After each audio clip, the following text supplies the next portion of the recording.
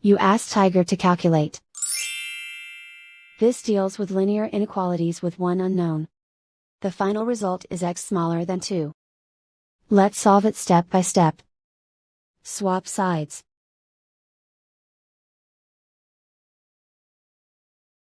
Group all constants on the right side of the inequality. Add 16 to both sides.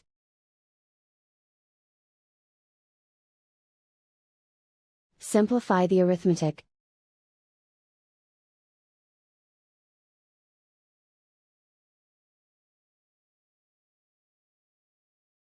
Isolate the x.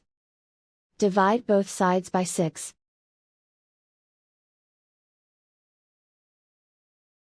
Simplify the fraction.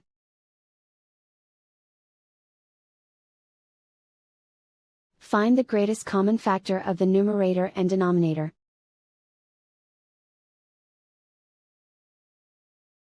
Factor out and cancel the greatest common factor.